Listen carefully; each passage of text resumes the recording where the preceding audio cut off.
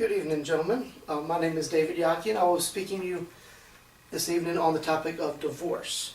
It's a topic that affects pretty much everyone. If you haven't been divorced yourself, you know somebody who has, and you've seen the effects that it has on the family and on your friends who may have gone through it. So I want you all to think about your wedding day. I want you to think about the feelings that you had. You know, you're standing there at the altar watching your bride walk down the aisle, and you're just so excited and you're so in love, and the world couldn't be better. Now think about your marriage today. You know, think about the feelings you have now when someone mentions your spouse, or someone mentions just how wonderful marriage is. Most people, as we go through life, as we go through marriages, it's up and down and up and down. And eventually, you reach a plateau. Unfortunately, not every marriage is like that. A lot of marriages do have more downs than ups. And unfortunately, because of that, a lot of people rush into the idea of divorce. In our society today, divorce is commonplace. In the secular world, 50% of marriages do end in divorce. Now you would think in the church, in the Christian community, divorce would be less, but it's not. Divorce among Christians is actually at 52 to 53%. It's actually higher than in the secular world. There's a lot of different reasons for that we're not going to get into in this speech. But I want you to think about the effects that has on the family. If 52 to 53% of Christian couples are getting divorced, the effect that has on the children, and they see my mom and dad were Christians, they went to church, and now they're divorced. What does that do to their faith? What does that do to what they see coming out of the church? I had a friend who got divorced, and for good reason, even for what the church would consider a good reason.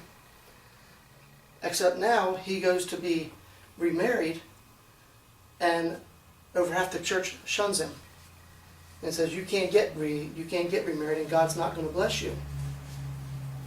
Well, he has a child. She has a child. What message is being sent to their kids now?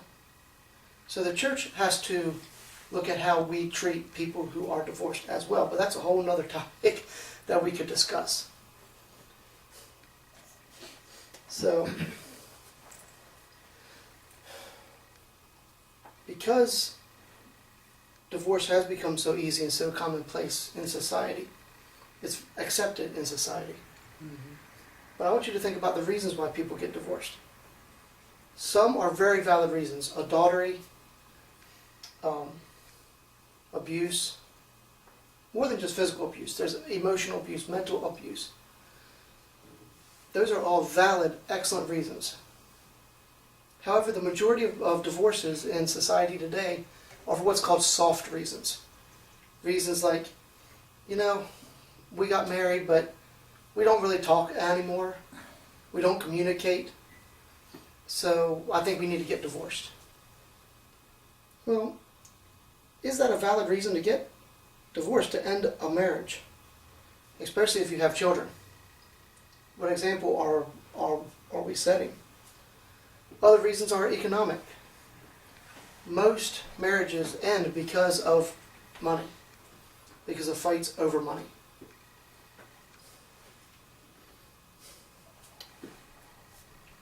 The purpose here is to help us to realize the effects that divorce has. Children feel it more than others. And not just small children, adult children actually react the same way emotionally as young children do. They just show it in a different manner.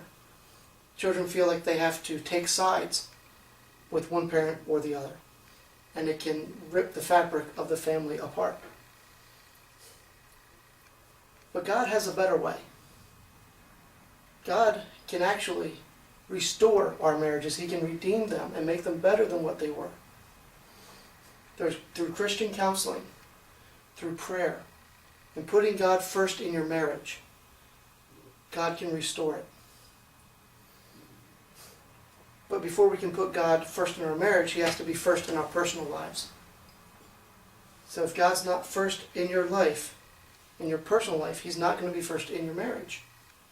So by putting God first in our personal life, seeking Him first, then working with your spouse to put Him first in your marriage, you'll see a complete change. It won't happen overnight.